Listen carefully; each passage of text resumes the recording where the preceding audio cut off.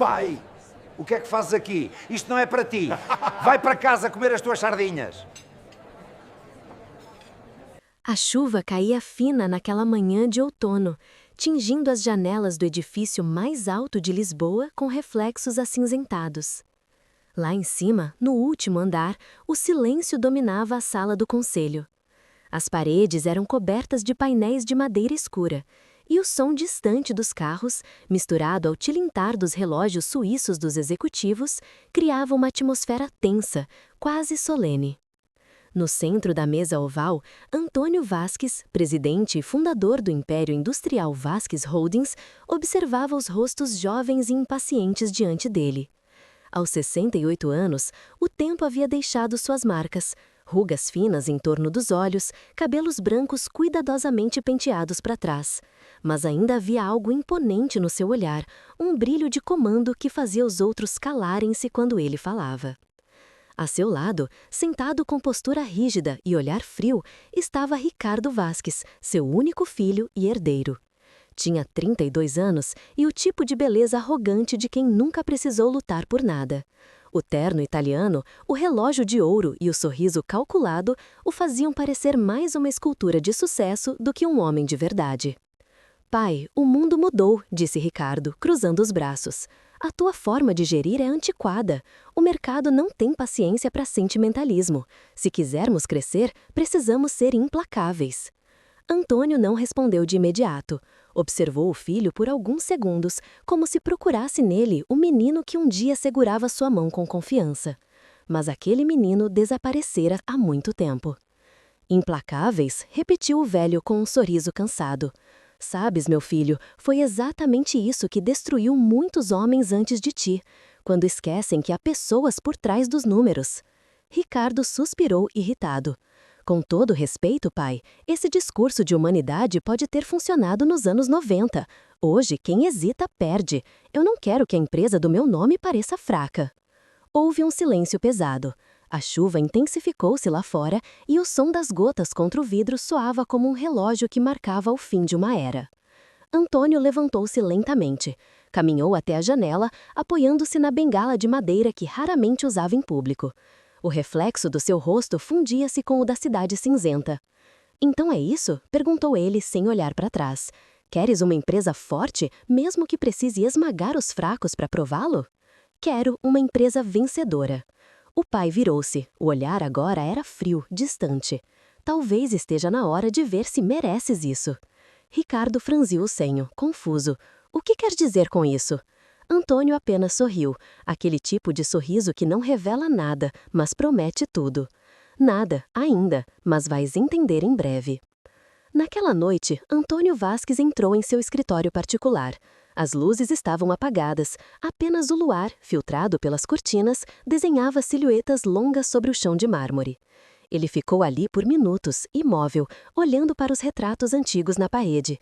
A esposa falecida, o filho ainda criança, o primeiro galpão da empresa. Pegou um pequeno cofre de ferro atrás de um quadro.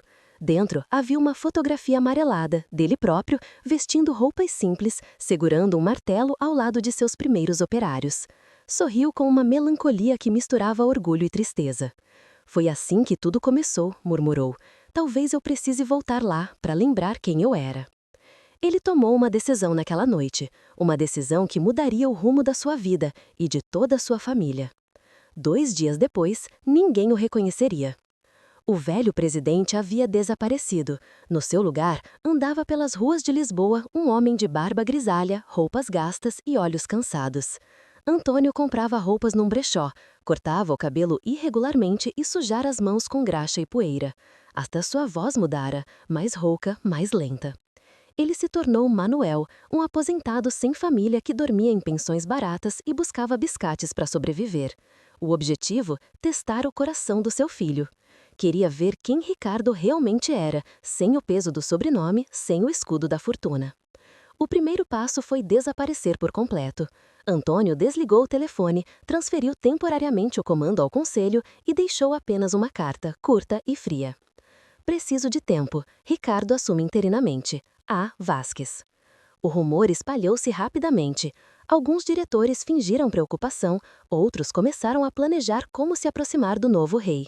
Ricardo assumiu o trono com um misto de orgulho e impaciência. Enquanto isso, em uma pensão antiga no bairro de Alfama, Antônio acordava com o som distante de guitarras e cheiro de café queimado. O quarto era pequeno, úmido, e a janela dava para um beco estreito onde gatos brigavam por restos de comida. Ele se olhou no espelho rachado, o reflexo de um homem comum. Pela primeira vez em décadas, não havia ninguém para chamá-lo de senhor. Ele saiu caminhando pelas ruas com um pequeno saco de couro nos ombros. O sol tímido atravessava as nuvens, iluminando os paralelepípedos molhados. Cada passo parecia um retorno ao passado, à sua juventude, quando também andava sem destino, procurando um lugar no mundo.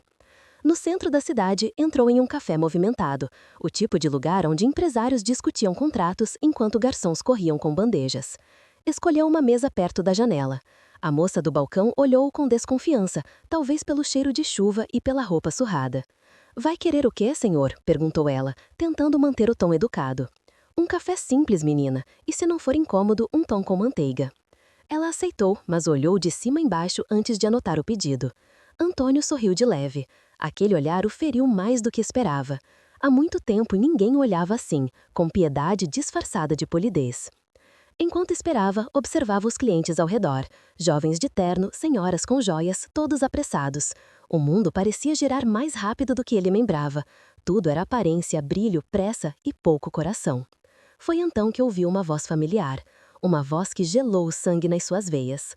Mesa 3, reunião em 10 minutos. Antônio virou-se discretamente.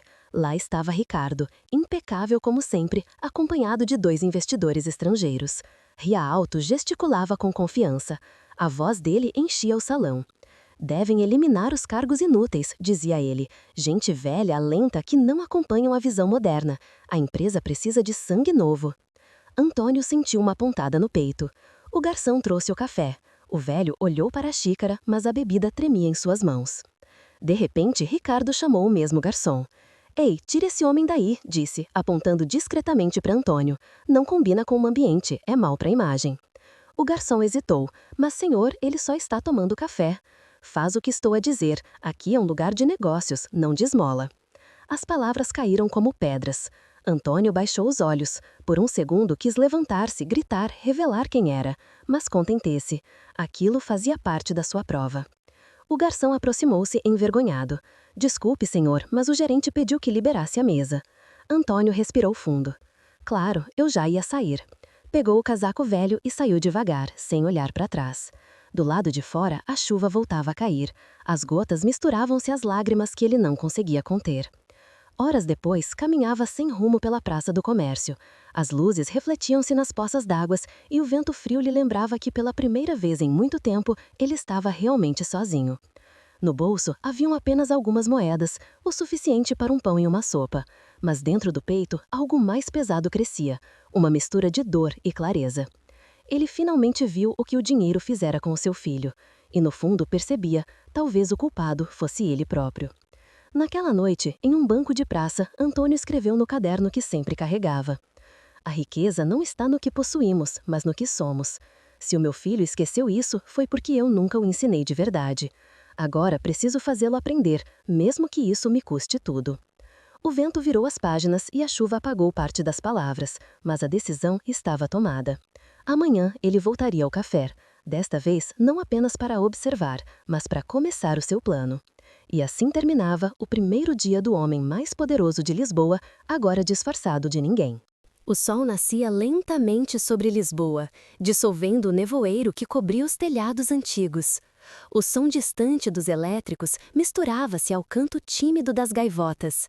Na esquina de um café ainda meio adormecido, Antônio Vasques, ou melhor, Manuel, como agora se chamava, observava as primeiras pessoas entrarem para tomar o pequeno almoço. Era o mesmo café do dia anterior, o mesmo chão de azulejos antigos, o mesmo cheiro de café torrado e manteiga derretida.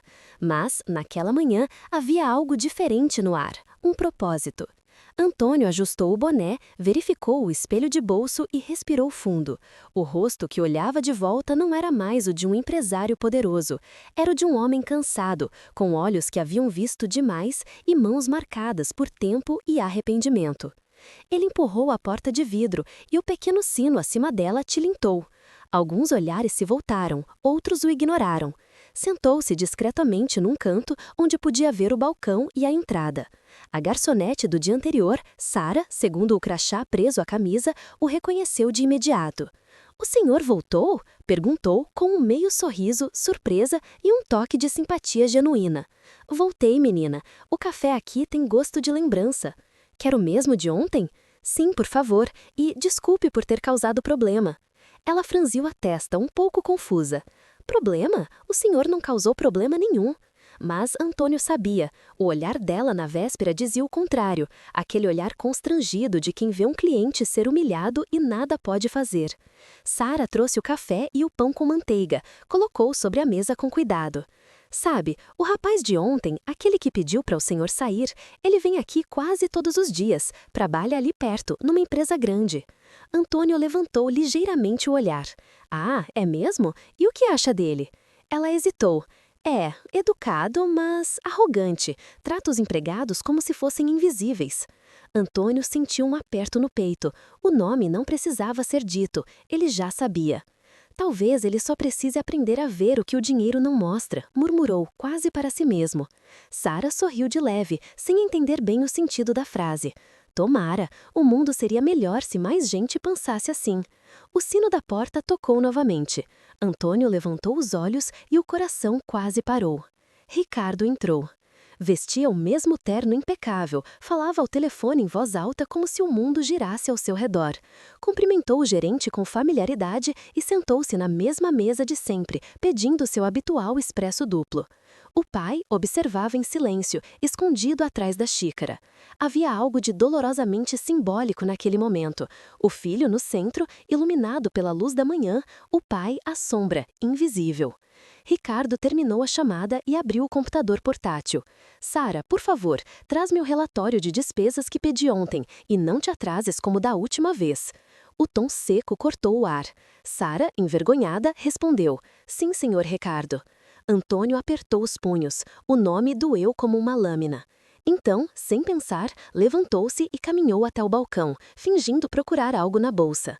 O movimento fez com que Ricardo o notasse. Por um instante, os olhos dos dois se cruzaram. O tempo pareceu parar. O filho olhou o velho com desdém, como quem olha um incômodo. O pai, em silêncio, sustentou o olhar, um olhar cheio de lembranças que o outro não reconheceu. "Precisa de alguma coisa, senhor?" perguntou Ricardo. "Apenas um copo d'água, se não for incômodo." "Peça a garçonete, estou ocupado." Antônio assentiu, escondendo o tremor na voz. "Claro, senhor, desculpe." Voltou à sua mesa, sentindo o peso das palavras do filho. Era um peso que nenhuma fortuna poderia aliviar. A manhã avançou. O café encheu-se de vozes, talheres e risos, mas dentro de Antônio o mundo permanecia mudo. Ele viu o filho negociar, sorrir, comandar, mas também via algo que ninguém via, a solidão por trás do orgulho. Lembrou-se de quando Ricardo era pequeno, correndo pelos corredores da empresa, pedindo para ajudar o papá a trabalhar. Naquela época, o menino queria ser como ele. Agora, o homem queria ser melhor do que ele, a qualquer custo. Quando Ricardo terminou sua reunião, levantou-se para sair. Mas, ao passar perto da mesa do velho, uma nota de 50 euros caiu discretamente do seu bolso. Antônio, instintivamente, abaixou-se e pegou a nota. "Senhor, caiu seu dinheiro." Ricardo virou-se, olhou-o com frieza e riu. "Guarde, velho, deve precisar mais do que eu." As palavras foram um golpe cruel e gelado. Antônio ficou parado, com a nota na mão, incapaz de responder. O filho saiu, falando ao telefone, sem nem olhar para trás. Sara observou a cena de longe, constrangida. Aproximou-se, tocando o ombro do velho. "O senhor está bem?" Ele respirou fundo. "Estou. Só aprendi mais uma coisa sobre o mundo." Dobrou a nota cuidadosamente e a colocou de volta na mesa, sob o pires. "Não quero dinheiro de quem não sabe o valor dele." Nos dias seguintes, Antônio voltou ao café todos os dias. Às vezes apenas observava, outras vezes ajudava discretamente Sara a carregar caixas, a limpar mesas, a servir clientes. O gerente, impressionado com sua disposição, começou a pagar-lhe pequenas quantias. Assim, o homem que um dia assinava cheques de milhões, agora servia cafés por trocados. E, de forma inesperada, começou a sentir algo que não sentia há anos: paz. Não era uma paz confortável, mas uma paz verdadeira, nascida da humildade, do anonimato. O velho conversava com clientes simples, ouvia histórias de operários, de viúvas, de jovens procurando emprego. Cada voz parecia devolver-lhe um pedaço da humanidade que perdera atrás das paredes de vidro da sua antiga empresa. Certa tarde, ao fim do expediente, Sara convidou-o para jantar com ela e o pai, um ex-operário que trabalhava, sem saber, nas fábricas de Vasquez Holdings. A pequena casa cheirava a sopa e madaia antiga. O pai de Sara, Joaquim, reconheceu o velho imediatamente, mas não disse nada. Havia respeito e segredo no olhar dele. "Conhece esse rosto", disse, servindo vinho. "Não sei de onde, mas conheço." Antônio sorriu disfarçando. "Talvez de algum estaleiro antigo, trabalhei em muitos." Joaquim assentiu. "Talvez, mas digo-lhe, tem as mãos de quem um dia mandou e o olhar de quem aprendeu a obedecer." O velho ficou em silêncio. Sara olhou entre os dois, curiosa. "O senhor trabalhou em quê, seu Manuel?" "Em tudo um pouco, mas ultimamente tenho aprendido a trabalhar comigo mesmo." A resposta fez Joaquim rir. "Boa lição. O mundo precisa de mais gente assim. Hoje todo mundo quer mandar, ninguém quer servir." Antônio levantou o copo, olhando o vinho à luz amarelada da lâmpada. Servir não é humilhação, é lembrar-se de que todos somos parte da mesma mesa. Aquela frase ficou ecoando por segundos. O silêncio foi quebrado apenas pelo som suave da chuva lá fora. Na manhã seguinte, quando Antônio chegou ao café, algo havia mudado. Havia cartazes novos nas paredes, abertura de vaga para auxiliar de limpeza. Ele olhou pensativo. O gerente aproximou-se. "O senhor Manuel parece interessado, senhor Manuel." "Talvez esteja. É um trabalho honesto." O salário é pequeno." "Dinheiro não é tudo, meu amigo."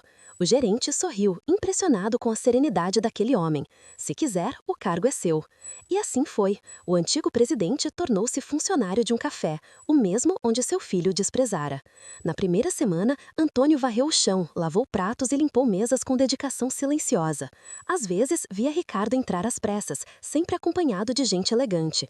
Nenhum deles jamais suspeitou que aquele velho de avental fosse o fundador do império que os sustentava. Mas o destino, paciente e cruel, começava a mover as suas peças. Certa tarde, Antônio estava limpando o chão quando ouviu a voz irritada de Ricardo na mesa do fundo. "Esses números estão errados. Quem aprovou esse contrato?" Um dos executivos tentou explicar, mas Ricardo perdeu o controle. "Incompetentes, todos vocês." O grito ecoou pelo salão. As pessoas olharam constrangidas. O velho suspirou, sem levantar o rosto. Sabia que aquele temperamento era o mesmo que ele um dia tivera. Mas dessa vez havia algo mais, algo perigoso. Enquanto limpava, ouviu um dos investidores comentar discretamente com outro: "Se ele continuar assim, o conselho vai destituí-lo, está a perder a cabeça." O coração de Antônio disparou. O filho estava repetindo exatamente os erros que ele cometera, só que sem a sabedoria do arrependimento. Naquela noite, deitado na pequena cama da pensão, Antônio olhou o teto e falou sozinho, em voz baixa: "O orgulho está consumindo meu filho, e talvez só a dor o possa curar.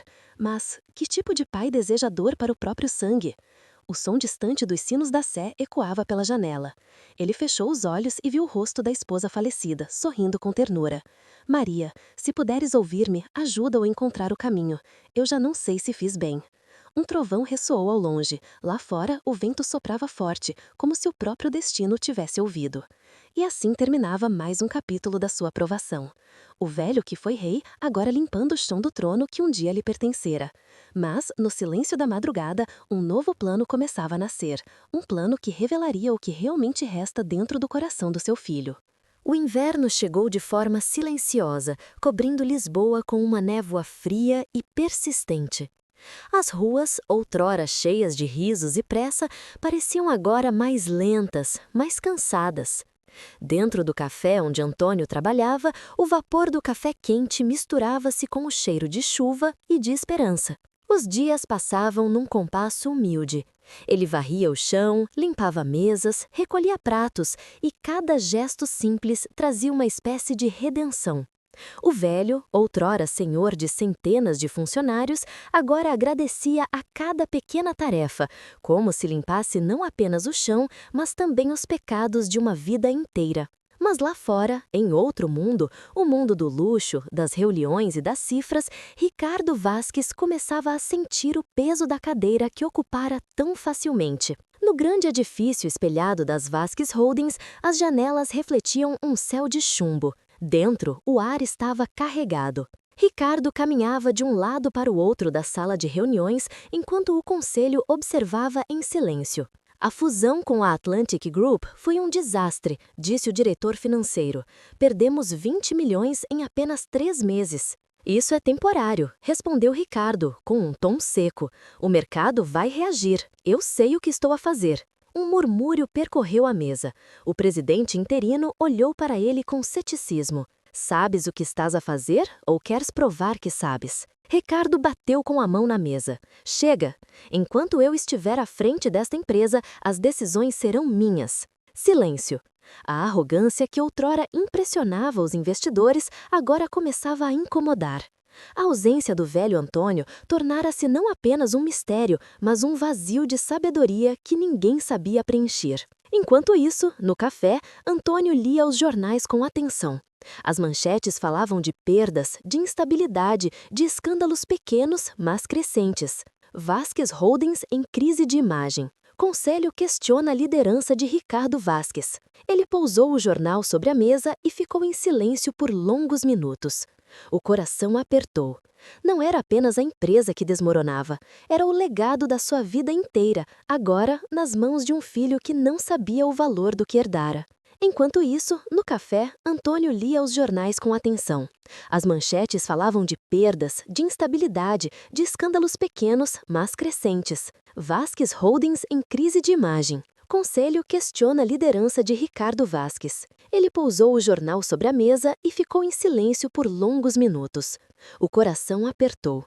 Não era apenas a empresa que desmoronava, era o legado da sua vida inteira, agora nas mãos de um filho que não sabia o valor do que herdara. Enquanto isso, no café, Antônio lia os jornais com atenção. As manchetes falavam de perdas, de instabilidade, de escândalos pequenos, mas crescentes. Vasques Holdings em crise de imagem. Conselho questiona a liderança de Ricardo Vasques. Ele pousou o jornal sobre a mesa e ficou em silêncio por longos minutos. O coração apertou. Não era apenas a empresa que desmoronava, era o legado da sua vida inteira, agora nas mãos de um filho que não sabia o valor do que herdara. Enquanto isso, o velho Manuel tornava-se querido entre os clientes do café. A sua gentileza e paciência transformavam o lugar. Até o gerente, antes frio e impessoal, começava a mudar. Certa tarde, Sara chegou com os olhos marejados. Meu pai foi despedido. Antônio ergueu o olhar surpreendido. Despedido? Da fábrica? Sim, trabalhou lá 30 anos. Disseram que não é produtivo o suficiente. O velho ficou imóvel. Cada palavra era uma facada. Vasques Holdings? Sim, o mesmo grupo. Dizem que o novo diretor quer renovar tudo. Antônio abaixou a cabeça. O sangue fervia-lhe nas veias, mas o coração pesava de culpa. O filho estava despedindo os homens que um dia o ajudaram a erguer o próprio império. Sara, posso falar com o teu pai esta noite? Claro, ele gosta muito de si. Disse que o senhor tem alma de homem justo. O velho sorriu com amargura. Vamos ver se ele ainda pensa assim depois de ouvir o que tenho para dizer. À noite, na pequena casa de Joaquim, o ar era denso. O homem, com os olhos cansados, contava como fora chamado ao escritório e despedido sem explicação. Disseram que a política nova, jovens no comando, experiência fora. Não culpo ninguém, mas dói. Antônio ouviu em silêncio, o olhar fixo no chão. Depois, ergueu os olhos. Joaquim, lembra-se do primeiro galpão, no início dos anos 80? Aquela fábrica no Barreiro? O outro homem franziu o senho.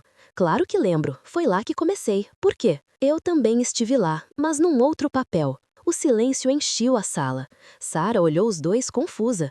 Joaquim fixou o olhar no velho e, aos poucos, a verdade começou a emergir em sua mente. Não pode ser. Você é o senhor Antônio Vasques? Antônio respirou fundo e assentou, com lágrimas contidas. Fui. Hoje sou apenas Manuel. Sara levou a mão à boca, chocada. Meu Deus! Joaquim levantou-se devagar, sem saber se abraçar ou confrontar. Por quê? Por que vive assim escondido? Antônio respondeu com voz baixa, cansada. Porque queria saber se o meu filho era capaz de ser homem sem precisar do meu nome.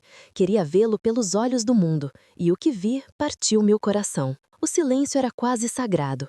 O relógio marcava as horas e a chuva batia no telhado como se o tempo tivesse piedade. Joaquim aproximou-se e colocou uma mão firme sobre o ombro do velho. Se o Senhor quer ensiná-lo, não o faça com segredos. A verdade, quando demora, vira veneno. Antônio fechou os olhos. Sabia que ele tinha razão, mas também sabia que revelar-se agora podia destruir o filho e tudo o que ainda restava. Na manhã seguinte, Ricardo recebeu um telefonema urgente.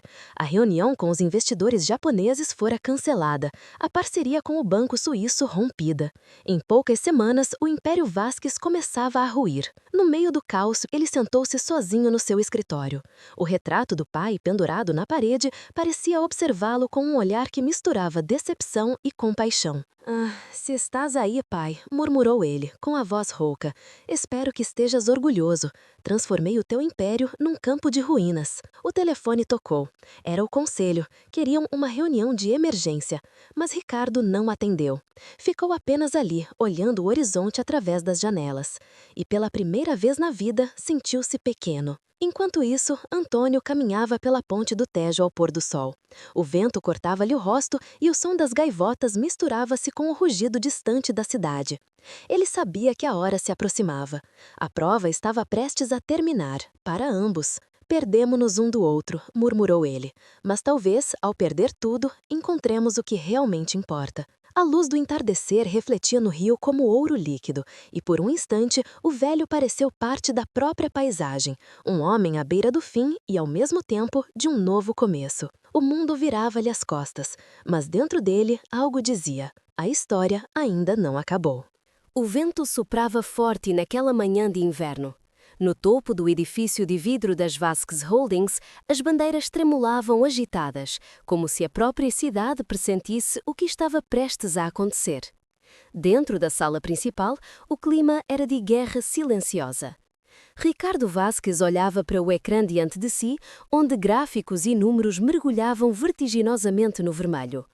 As suas mãos tremiam, embora tentasse disfarçar.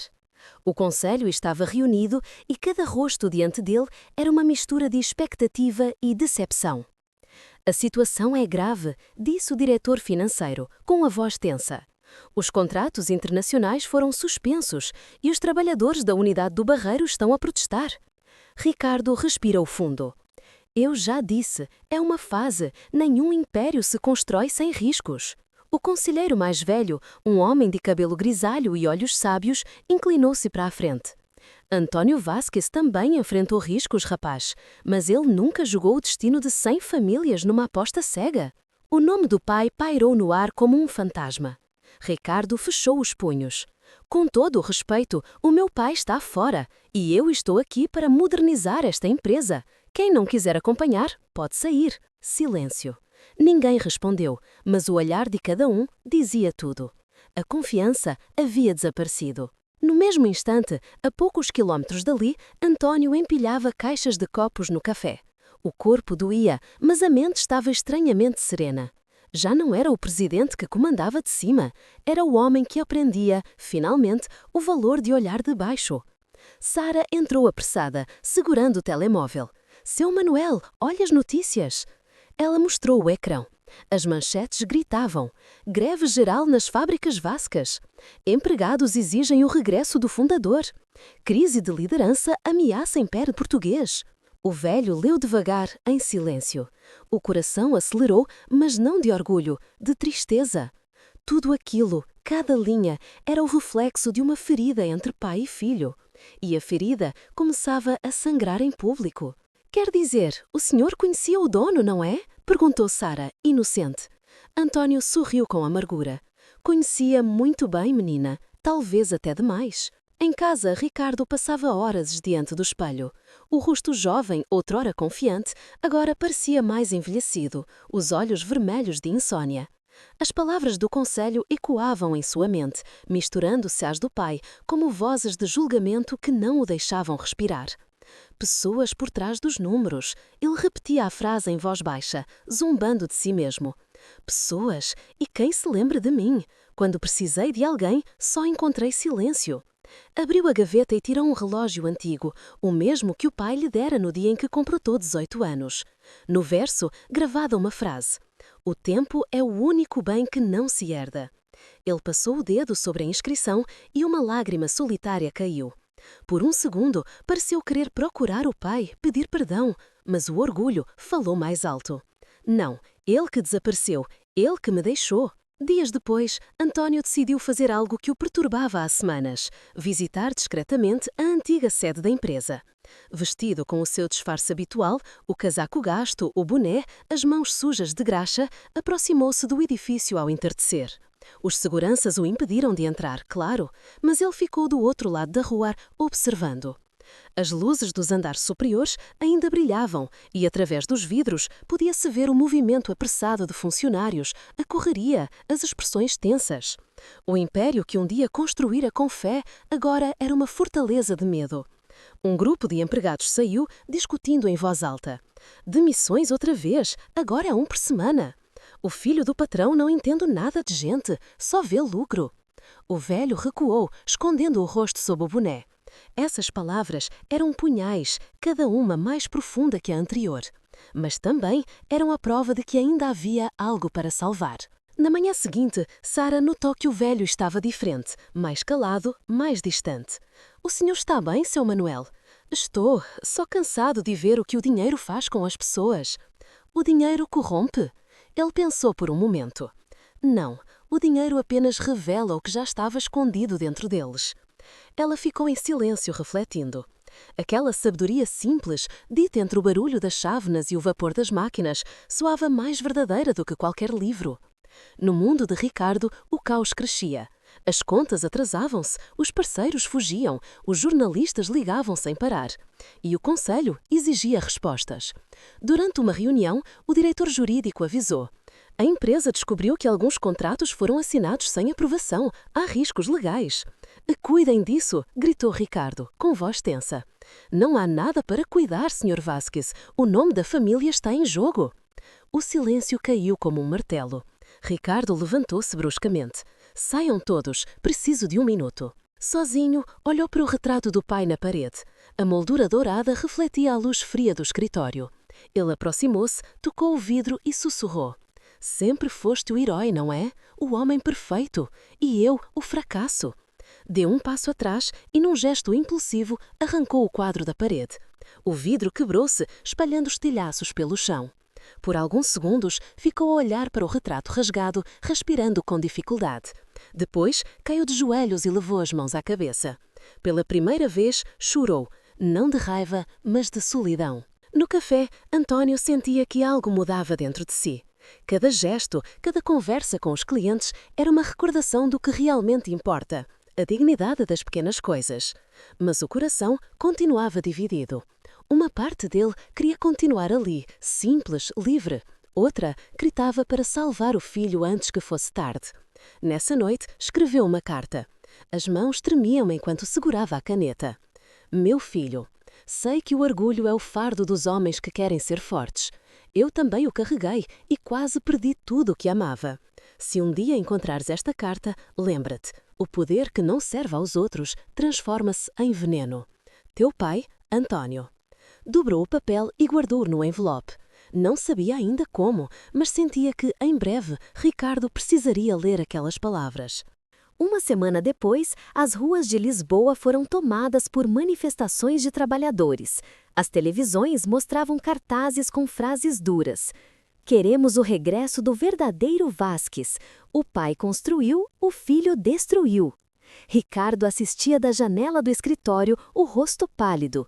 O som das vozes ecoava lá de baixo, como um coro de fantasmas do passado. Dentro de si, uma tempestade se formava. Raiva, medo, vergonha. Bateu na mesa. "Não vou cair, não depois de tudo o que fiz." Mas o telefone tocou. Era o conselheiro mais velho. "Ricardo, o conselho vai votar a tua destituição amanhã." Silêncio. "Eles não têm esse direito." "Tem sim, e mais, a tua mãe teria vergonha do homem em que te tornaste." A ligação caiu, e com ela, o chão sobre os pés de Ricardo. No mesmo instante, no café, Antônio terminava o turno. O gerente aproximou-se. Seu Manuel, há um homem lá fora a perguntar por si. Disse que o conhece. Antônio saiu. Na calçada, um carro preto esperava. De dentro desceu o conselheiro mais velho da empresa, o mesmo que o confrontara há anos. Os dois ficaram frente a frente, sob a luz fria da rua. Antônio, sabia que te encontraria aqui. O velho presidente engoliu em seco. Então sabes. Sempre soube, um homem como tu não desaparece sem deixar pegadas. O conselheiro olhou em volta, certificando-se de que ninguém ouvia. O teu filho vai ser afastado amanhã. A empresa está à beira da falência. Se ainda há algo em ti de Vasques, aparece. O nome da tua família precisa de ti. Antônio ficou imóvel. As palavras bateram-lhe na alma como martelos. Olhou para o chão, depois para o céu encoberto, e respondeu, com voz baixa: o nome da minha família não precisa de mim. Precisa que o meu filho encontre o seu. O conselheiro o fitou, perplexo. E se for tarde demais? Então que aprenda com as cinzas. Às vezes é preciso perder tudo para perceber o valor de uma simples chama. O homem suspirou e partiu. Antônio ficou ali, sozinho na calçada, o vento soprando forte. Sabia que o destino se aproximava. O jogo estava quase no fim e nenhuma das peças poderia voltar ao lugar original. Naquela noite, Ricardo sonhou com o pai. Via-o de costas caminhando por uma estrada de terra. Chamava-o, mas ele não se virava. Quando tentou correr atrás dele, os pés afundavam-se na lama. Acordou suando, o coração disparado. Pai, murmurou. Pela primeira vez em muito tempo, sentiu falta dele, não da autoridade, mas do homem, do abraço que nunca mais teve. Olhou o relógio antigo sobre a mesa. Eram 4 da manhã. Decidiu levantar-se e ir até a empresa, talvez por medo, talvez por orgulho. Mas ao chegar, viu algo que o desarmou completamente. Os seguranças tinham retirado o seu nome da placa da entrada. Presidente interino, cargo vago. O mundo desabou. Ali, de pé sob a chuva, percebeu que o trono já não era seu. O império herdado tinha se dissolvido em vaidade, e o silêncio da cidade parecia gritar a verdade que ele sempre recusava ouvir. Do outro lado da cidade, Antônio acordou antes do amanhecer. Não conseguiu dormir. O pressentimento era claro. Algo iria acontecer. Pegou o casaco, o chapéu e saiu, caminhando pelas ruas ainda escuras. O vento cortava, mas o coração batia firme. Cada passo era um retorno ao passado, uma contagem regressiva. Quando o sol começou a nascer, ele já estava diante do edifício da empresa. Olhou para cima e viu o nome Vasques Holdings brilhar nas letras metálicas. Por um momento, pareceu-lhe que o passado inteiro o observava dali. Fechou os olhos e murmurou: hoje o orgulho do meu filho vai quebrar-se e talvez só assim ele se reencontre. O destino estava traçado. Pai e filho estavam prestes a cruzar-se outra vez, mas não como presidente e herdeiro, e sim como homens despidos de tudo diante da verdade. A chuva não parava havia 3 dias. As nuvens pesadas cobriam Lisboa como um lençol de chumbo, e o vento que soprava pelas avenidas trazia um frio que parecia vir de dentro, o mesmo frio que agora vivia no coração de Ricardo Vasques. O império que herdara do pai estava em colapso. As manchetes dos jornais, os ecrãs das televisões, as vozes dos noticiários, tudo gritava o mesmo nome. Crise na Vasques Holdings, presidente afastado. Ricardo Vasques investigado por má gestão. Fim de uma dinastia empresarial. Ricardo via o próprio rosto repetido em todas as televisões, sempre com a mesma expressão, arrogância congelada em fotografias tiradas no auge, agora usadas como símbolo da queda. Aquele olhar que antes inspirava medo, agora provocava desprezo. No dia da reunião final do conselho, o edifício estava silencioso como um túmulo. O eco dos passos de Ricardo ressoava pelos corredores vazios. Os empregados desviavam o olhar, alguns fingindo estar ocupados, outros simplesmente desaparecendo à sua passagem. Ele caminhava com o terno impecável, mas os olhos estavam quebrados. Entrou na sala de reuniões. Todos os conselheiros já estavam sentados. O lugar da presidência, o mesmo que fora de Antônio Vasques durante décadas, agora tinha apenas uma placa neutra: Presidência Provisória. O silêncio era tão espesso que se podia ouvir o tic-tac do relógio na parede. Senhores, começou Ricardo, com voz firme mas trêmula. Sei o que pensam, sei o que dizem de mim, mas quero lembrá-los de uma coisa. Tudo o que fiz foi tentar modernizar a empresa. O conselheiro mais velho, Dr. Alvarinho, cruzou as mãos sobre a mesa. E no processo, destruíste o que o teu pai construiu com valores, não com números. Ricardo cerrou os punhos. O meu pai era um idealista. O mundo de hoje não perdoa idealistas. O mundo de hoje também não perdoa arrogantes, respondeu outro diretor, secamente. A votação será feita agora, anunciou o Dr. Alvarinho. Ricardo tentou protestar. Eu ainda sou o presidente. E é por isso mesmo que esta votação é necessária. Um a um, os conselheiros levantaram as mãos. O som da chuva lá fora misturava-se com o som seco dos votos. Sim, sim, sim. Até que não restou dúvida. Por unanimidade, declarou o presidente do conselho, Ricardo Vasques é oficialmente destituído do cargo. O mundo parou. O som do coração de Ricardo era tudo o que se ouvia. Ele ficou ali, imóvel, o olhar perdido. O terno parecia pesar uma tonelada. A sala girava lentamente, como se o próprio ar se recusasse a permanecer. Tentou dizer algo, mas a voz não saía. Horas depois, já era noite. O edifício estava vazio. Ricardo sentou-se sozinho no antigo gabinete, rodeado por caixas de documentos, troféus e fotografias. Na mesa, o retrato do pai com a inscrição Honra antes de poder. Ele pegou o quadro, olhou fixamente para o rosto do homem que agora o assombrava. Consegues ouvir-me, pai? Isto é o que restou. Tudo o que herdei de ti virou pó. As lágrimas começaram a cair, mas ele não as conteve. Tu querias que eu aprendesse o valor das pessoas, e agora não tenho ninguém. Parabéns. Atirou o retrato contra a parede. O vidro partiu-se em 1000 pedaços.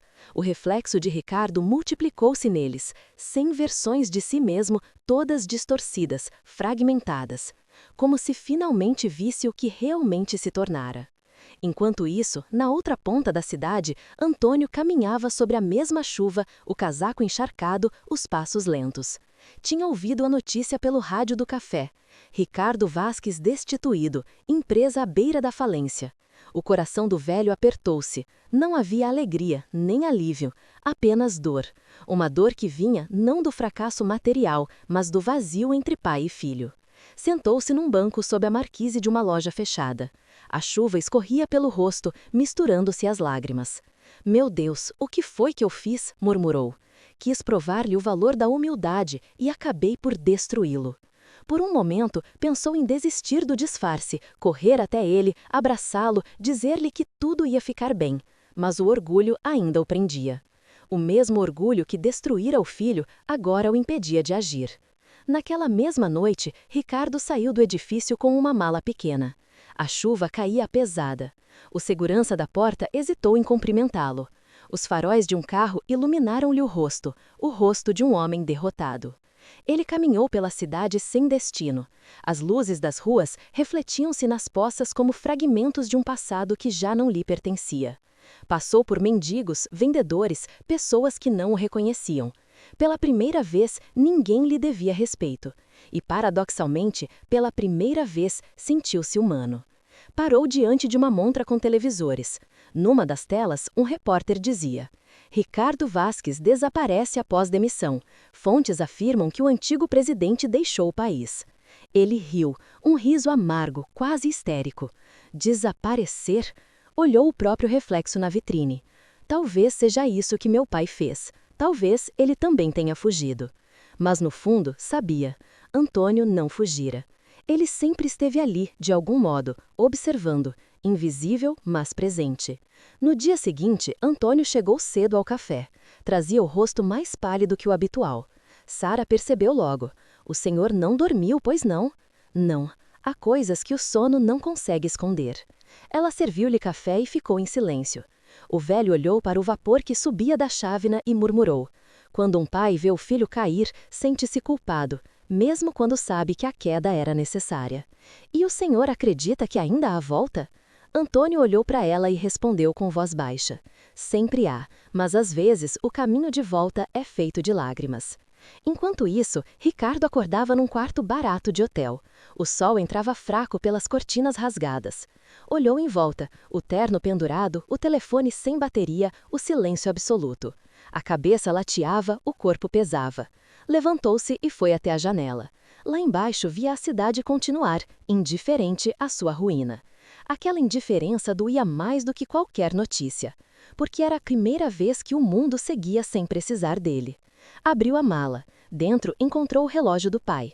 Ficou a olhar para o objeto durante muito tempo. Depois, colocou-o no pulso. O ponteiro dos segundos movia-se devagar, quase preguiçoso, como se o tempo tivesse piedade. Mais tarde, Antônio saiu do café e dirigiu-se ao bairro antigo, onde o filho costumava morar. O instinto guiava-o. Sabia que Ricardo não tinha ido embora. Sabia que o orgulho o manteria perto demais do abismo. Ao chegar à rua, viu-o. O filho estava sentado na calçada, encostado a uma parede, os olhos perdidos, o cabelo molhado pela chuva. O coração de Antônio disparou. Por um momento, esqueceu o disfarce, quis correr, abraçá-lo, chamá-lo pelo nome. Mas ficou parado, observando, como um fantasma à margem da própria vida. Um carro passou e espirrou água sobre Ricardo, que nem se mexeu. O velho sentiu as lágrimas subirem de novo. Aquele não era o herdeiro arrogante que insultava empregados. Era apenas um homem quebrado, um menino perdido dentro de um corpo adulto. Meu filho, suspirou, mas a voz perdeu-se no barulho da cidade. Virou-se e caminhou de volta, o peito em fogo. Sabia que o reencontro era inevitável, mas também sabia que a verdade, quando chega tarde demais, pode destruir tanto quanto a mentira. No dia seguinte, Ricardo acordou com uma carta deslizada por baixo da porta. Um envelope simples, sem remetente. Abriu com mãos trêmulas. Reconheceu a caligrafia imediatamente. Meu filho, se estás a ler isto, é porque o mundo te virou as costas. Não o culpes, o mundo apenas devolve o que lhe damos. Eu quis ensinar-te a ser homem, mas ensinei-te a sombra. Quis mostrar-te a força e esqueci-me da compaixão. O poder não é trono, é serviço. A vitória não é domínio, é perdão. Quando perceberes isso, terás reconstruído o império mais importante de todos, o teu coração. Teu pai. As lágrimas caíram sobre o papel, borrando as palavras. Ricardo fechou os olhos e, pela primeira vez, desde a infância, sussurrou o nome do pai. Pai, volta. Mas Antônio já estava longe, caminhando pelas ruas cinzas, levando consigo o peso do amor e da culpa. Sabia que a carta foi o primeiro passo. Agora, o resto dependeria do filho. O dia seguinte trouxe silêncio. Nenhum jornal falou da família Vasques. Nenhum canal mencionou o império falido. Era como se o mundo tivesse decidido esquecer, para que ambos, pai e filho, pudessem começar a lembrar o que realmente importa. E assim terminou o reinado do nome Vasques.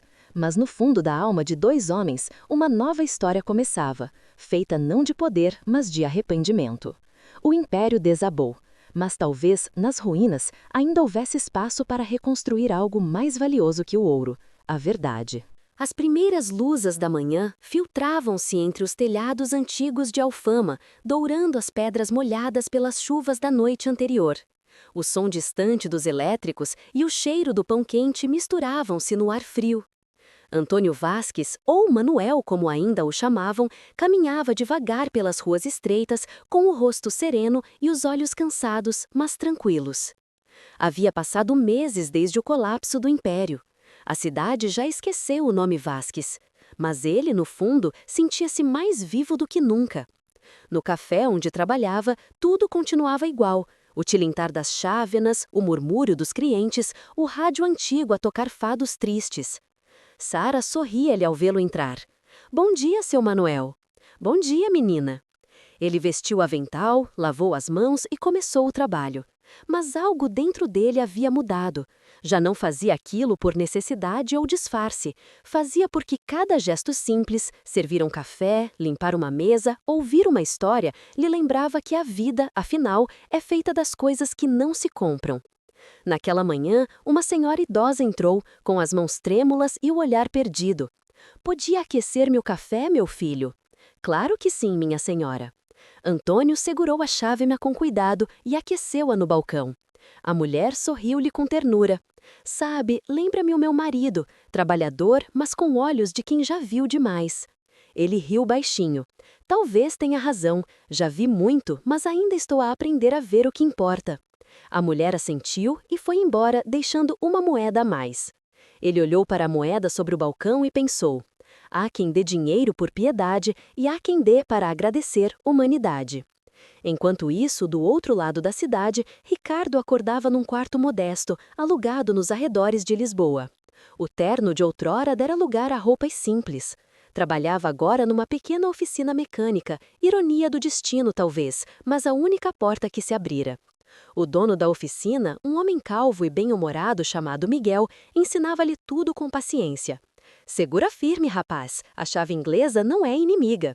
Ricardo sorria, suando sobre o sol. Nunca pensei que fosse tão difícil apertar um parafuso. Difícil é aprender a ser humilde, o resto o corpo acostuma. No fim do dia, sentavam-se à porta da oficina, bebendo cerveja barata e olhando o pôr do sol. Miguel falava da vida, do trabalho, da filha que estudava enfermagem. E Ricardo, pela primeira vez em muito tempo, ouvia, não para responder, mas para compreender. Um dia, Miguel perguntou-lhe: antes disso, o que fazias? Ricardo hesitou. Era empresário. E perdeste tudo? Não, perdi-me a mim mesmo. O velho mecânico ficou em silêncio por um momento, depois levantou o copo. Então estás no caminho certo, rapaz. O que se perde dentro de nós é o mais difícil de encontrar, mas o mais valioso quando se acha. Ricardo olhou para o horizonte avermelhado e pensou no pai. Será que ainda estava vivo? Será que o tinha perdoado? Naquela mesma semana, Antônio decidiu ajudar Sara e o pai dela a reformar o telhado da pequena casa em Alfama. Subiram juntos, martelando as ripas sob o sol da tarde. O velho Joaquim, o pai de Sara, limpava o suor da testa e dizia: sabe, seu Manuel, o senhor é diferente, trabalha como quem reza. Antônio sorriu. Talvez porque o trabalho é a única oração que sempre compreendi. Quando terminaram, sentaram-se a comer sopa e pão. Sara olhou para ele e perguntou: o senhor nunca pensou em voltar à sua antiga vida? Antônio parou por um instante. O vento trouxe o cheiro do mar. Talvez um dia, mas só quando souber que já não sou escravo dela. À noite, enquanto caminhava pelas ruelas iluminadas por candeeiros antigos, o velho ouviu o som de uma guitarra. Um rapaz tocava fado no canto da rua, com a voz rouca e sincera. As notas ecoavam entre as paredes de pedra e Antônio ficou ali, imóvel, ouvindo. Sentia-se parte daquela melodia triste e bela, como se cada acorde fosse um pedaço da sua própria alma. O rapaz terminou a música e agradeceu com um sorriso tímido. Antônio aproximou-se e colocou no chapéu uma pequena moeda. Tocas com o coração, rapaz, não perca isso nunca. Obrigado, senhor, a música é tudo o que tenho. Então tens mais do que muitos ricos. Saiu caminhando devagar, com os olhos marejados. Percebia agora, mais do que nunca, que a riqueza não está no que se guarda, mas no que se partilha. No dia seguinte, Miguel recebeu uma visita inesperada na oficina. Um jornalista que estava fazendo uma reportagem sobre histórias de superação. Quando viu Ricardo a trabalhar, sujo de graxa, não o reconheceu de imediato. Mas ao ouvir o nome, Ricardo Vasques, arregalou os olhos. O senhor é o antigo presidente da Vasques Holdings. Ricardo ficou em silêncio. Miguel olhou para ele, surpreso. O jornalista continuou: é inacreditável, o homem que perdeu milhões agora a apertar parafusos. Ricardo largou a ferramenta e limpou as mãos. Perder milhões foi fácil, difícil foi aprender o que significa trabalhar com as próprias mãos. O jornalista sorriu, intrigado. E o que aprendeu? Ricardo pensou por um momento. Aprendi que o suor vale mais do que o aplauso. A frase correu os jornais no dia seguinte. Ex-milionário renasce como mecânico. O suor vale mais do que o aplauso. E pela primeira vez, as pessoas não riram dele, respeitaram-no. Antônio leu a notícia no café. As mãos tremiam, mas o coração aqueceu. Lá estava o nome do filho, não numa manchete de escândalo, mas de redenção. Fechou os olhos e deixou uma lágrima escapar. Ele está encontrando o caminho, murmurou. Sara, curiosa, perguntou: quem, seu Manuel? Um velho amigo que finalmente aprendeu o valor do suor. Os dias passaram. Ricardo continuava a trabalhar na oficina. Começou a ajudar outros desempregados, a ensinar-lhes o pouco que sabia de gestão. Transformou a oficina num pequeno centro de apoio. As pessoas chamavam-no de doutor mecânico. Miguel ria-se disso. Vês, rapaz, quando um homem muda o coração, o mundo muda com ele. Ricardo respondeu com um sorriso sincero. Não sei se mudei o mundo, mas mudei a forma de olhar. Nessa noite, antes de dormir, tirou o relógio do pai e colocou-lo sobre a mesa. O som dos ponteios parecia acompanhá-lo em silêncio. O tempo já não era inimigo, era mestre. Em Alfama, Antônio recebeu uma carta anônima. Dentro, apenas uma frase, escrita com letra trêmula. Se ainda acreditas em mim, espera-me no cais, ao pôr do sol. O coração do velho disparou. Sabia de quem era. Sabia que aquele momento, esperado há tanto tempo, finalmente chegara. O sol descia sobre o Tejo quando Antônio chegou ao cais. O vento agitava-lhe o casaco e o cheiro de maresia trazia lembranças de uma vida passada. Ficou ali, imóvel, olhando as ondas baterem nas pedras. Então viu uma figura aproximar. Um homem de roupas simples, os ombros curvados, o rosto marcado pela vida. Era Ricardo. Os dois pararam a poucos metros um do outro. Nenhum dos dois falou de imediato. Apenas ficaram ali, olhando-se, pai e filho, dois estranhos ligados por algo maior que o sangue. O silêncio era denso. O sol tocava o horizonte e a luz dourada banhava o rosto de ambos. Finalmente, Ricardo deu um passo à frente. Pai. A palavra quebrou anos de distância. Antônio sentiu as lágrimas caírem. Meu filho. Caminharam um para o outro e abraçaram-se. Forte, demorado, como quem reencontra o ar depois de quase se afogar. Nenhuma explicação era necessária, o toque bastava. O perdão acontecia em silêncio, nas lágrimas que se misturavam ao vento do rio. Depois de um longo tempo, sentaram-se num banco à beira do Tejo. Ricardo contou tudo, a queda, a oficina, o amigo Miguel, a lição. Antônio ouviu sem interromper, com um sorriso calmo. E agora? Perguntou o pai. Agora quero recomeçar, mas não como Vasques, como Ricardo. Antônio olhou para o filho e respondeu. Então, já és mais rico do que alguma vez foste. O sol desapareceu no horizonte. O céu tingiu-se de laranja e violeta. E naquele instante, os dois compreenderam que a verdadeira herança nunca foi o dinheiro, nem a empresa, mas o amor reencontrado e o tempo recuperado. Mais tarde, enquanto se despediam, Ricardo olhou para o pai e perguntou: Onde vais agora? Antônio sorriu. Para onde houver pessoas para ouvir e servir. A vida é longa e o orgulho já me atrasou bastante. Ricardo apertou-lhe a mão, emocionado. Obrigado por me deixar cair. Antônio riu baixinho. E obrigado por te levantar. Ficaram ali, até a noite cobrir o rio com o seu manto escuro. As luzes da cidade acenderam-se uma a uma, como promessas de recomeço. O inverno começava a ceder. As árvores da Avenida da Liberdade voltavam a encher-se de folhas novas e o sol, tímido, aquecia as fachadas dos prédios antigos. Lisboa parecia despertar e, com ela, também Antônio Vasques, o homem que aprendera a ser invisível, preparava-se para regressar à vida de que fugira. Já não havia disfarce. O casaco velho e o boné que o protegiam do olhar do mundo tinham ficado pendurados num gancho do pequeno quarto da pensão. No espelho, via-se um homem envelhecido, mas com um olhar claro, um olhar que já não escondia vergonha nem orgulho, apenas verdade. Ele sabia que não podia fugir para sempre. A empresa que construíra com suor e sonhos estava à beira de ser vendida a investidores estrangeiros. E por mais que quisesse deixar o passado morrer, havia vidas dependentes daquele nome. Já não havia disfarce. O casaco velho e o boné que o protegiam do olhar do mundo tinham ficado pendurados num gancho do pequeno quarto da pensão. No espelho, via-se um homem envelhecido, mas com um olhar claro. Um olhar que já não escondia vergonha nem orgulho, apenas verdade. Ele sabia que não podia fugir para sempre. A empresa que construíra com suor e sonhos estava à beira de ser vendida a investidores estrangeiros. E por mais que quisesse deixar o passado morrer, havia vidas dependentes daquele nome. Nessa manhã, Antônio foi ao café, como sempre fazia. Sara olhou-o com surpresa. "O senhor está diferente hoje, seu Manuel." Ele sorriu. "Hoje, menina, hoje volto a ser quem era, mas com outro coração." Ela franziu o senho, confusa. Vai deixar o café? Vou, mas não deixo o que aprendi aqui. Isso levo comigo. Sara aproximou-se, emocionada. Então o senhor era mesmo quem eu pensava? Antônio assentiu. Antônio Vasques, um nome que um dia significou poder, mas que hoje só significa responsabilidade. Ela respirou fundo e disse baixinho: se for para fazer o bem, esse nome ainda tem valor. Antônio apertou-lhe a mão com carinho.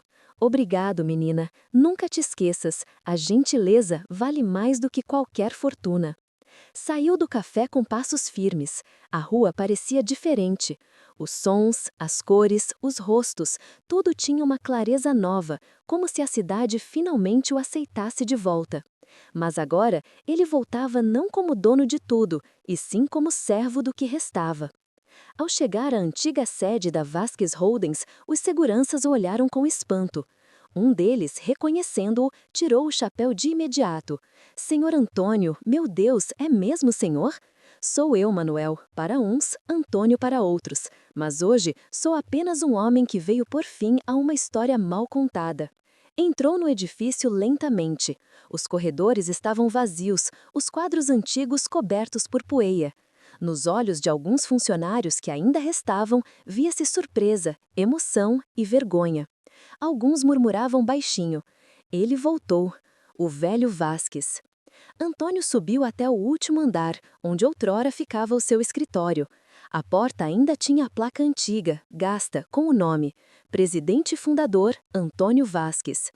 Empurrou-a. A sala estava escura, mas o cheiro era o mesmo, madeira encerada e recordações. A luz da manhã filtrava-se pelas persianas, desenhando linhas de ouro no chão. No canto da sala ainda estava a cadeira onde passara décadas de decisões, esperanças e erros. Sentou-se, fechou os olhos e, pela primeira vez em muito tempo, sentiu paz dentro daquele lugar. Minutos depois, a porta abriu-se. Era Dr. Alvarinho, o conselheiro mais velho. Os dois homens olharam-se longamente, como dois generais que sobreviveram à mesma guerra.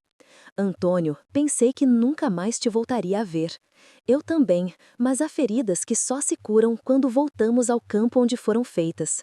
O conselheiro aproximou-se. A empresa está perdida. Os investidores estrangeiros querem comprar tudo e o nome Vasques será apenas uma marca vazia. Antônio levantou-se, o olhar decidido. Então ainda não está tudo perdido. Alvarinho franziu o senho. O que queres fazer? Não tens dinheiro, nem posição. Antônio sorriu levemente. Mas tenho algo que o dinheiro não compra: a confiança das pessoas que ainda acreditam em mim.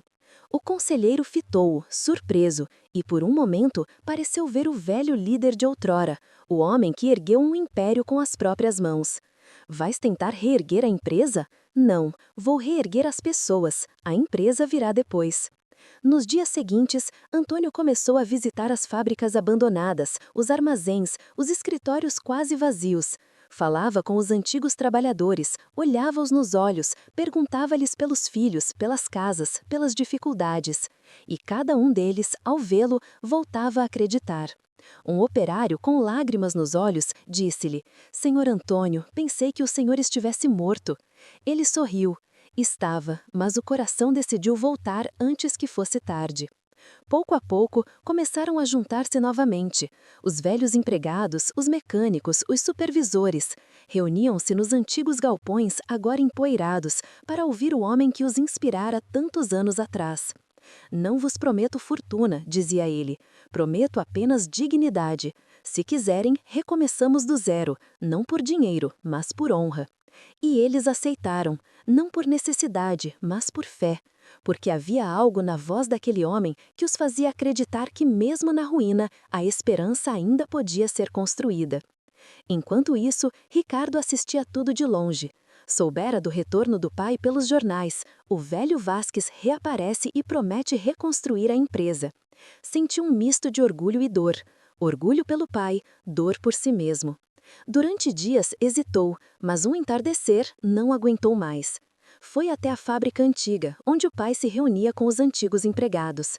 Ao entrar, todos pararam. O som das conversas cessou. Antônio levantou o olhar e viu o filho. O silêncio era pesado. Ricardo caminhou até o centro do galpão. Pai. Antônio respondeu com voz serena.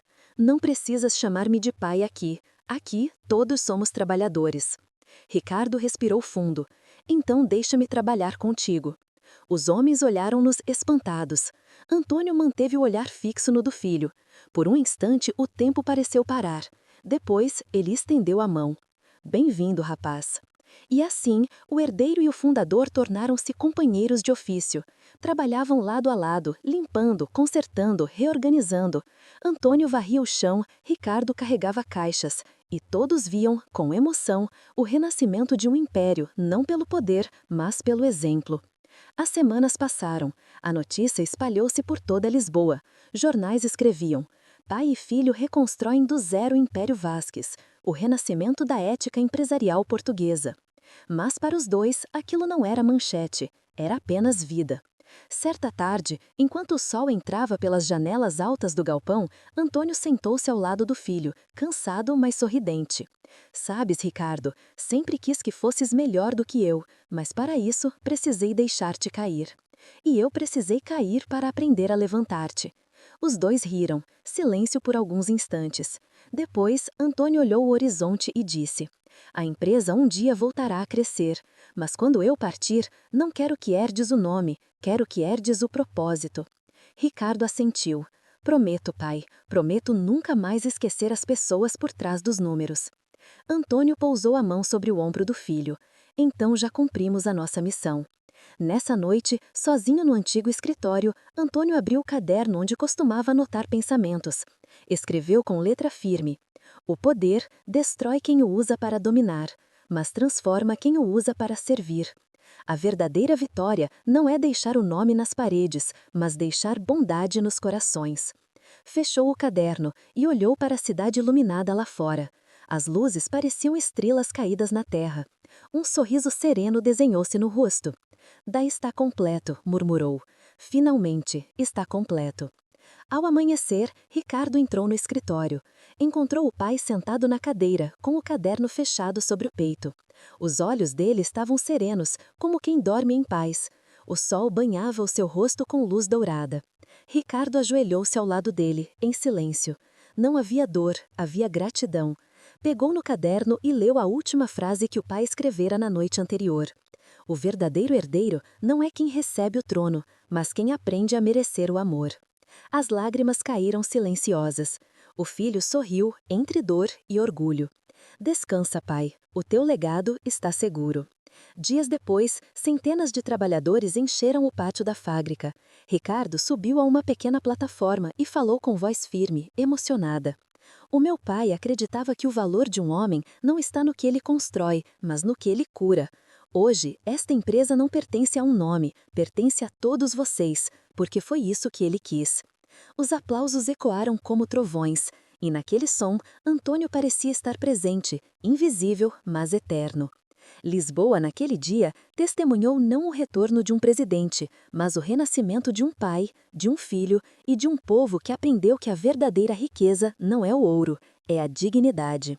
O sol nascia lentamente sobre Lisboa. As fachadas antigas refletiam tons de ouro e rosa, e o rio Tejo brilhava como um espelho sereno. Era uma manhã de primavera, limpa, silenciosa e cheia de uma paz que há muito não visitava a cidade.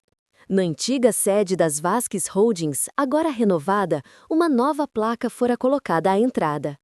Fundação Antônio Vasques, para a dignidade do trabalho. O nome já não representava poder, mas propósito. E essa era, sem dúvida, a maior vitória de todas. Ricardo Vasques caminhava pelos corredores da empresa, agora repletos de movimento. Homens e mulheres de todas as idades trabalhavam lado a lado, rindo, colaborando, conversando. Nos murais não havia fotografias de lucros nem de conquistas financeiras.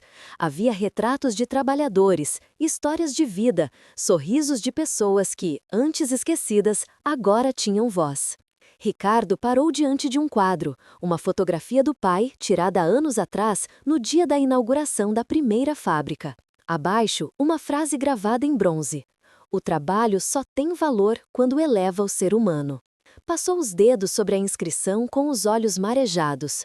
O som distante das máquinas misturava-se ao canto das gaivotas, e o velho relógio do pai, o mesmo que agora trazia no pulso, marcava cada segundo como se fosse uma bênção. "Conseguiste, pai", murmurou, "e eu prometo continuar." Algumas semanas depois, Ricardo organizou uma cerimônia simples na fábrica principal, no Barreiro. Não havia luxo nem jornalistas, apenas os trabalhadores, suas famílias e os amigos mais próximos. O palco era uma plataforma de madeira improvisada. No centro, uma cadeira vazia, a cadeira de Antônio Vasques, e sobre ela, o seu caderno de anotações. Ricardo subiu lentamente ao palco. Olhou a multidão. O silêncio instalou-se. E ele começou a falar, com a voz firme, mas emocionada. "Há 1 ano, este lugar estava em ruínas, e eu também. Mas alguém acreditou que das ruínas ainda se podia construir. Esse alguém foi o homem que me ensinou tudo o que o dinheiro nunca conseguiria comprar." Fez uma pausa. O vento soprava suave, balançando as bandeiras. "Durante anos, vivi preso ao orgulho, à pressa, à necessidade de provar que era melhor do que o meu pai. Mas percebi tarde demais que a grandeza dele não estava na riqueza que deixou, estava nas pessoas que tocou." Os trabalhadores ouviam em silêncio, alguns com lágrimas nos olhos. Hoje, esta empresa já não é apenas uma empresa, é uma casa. Uma casa onde cada voz importa, onde cada esforço é reconhecido. E o nome Vasques já não pertence a uma família, pertence a todos.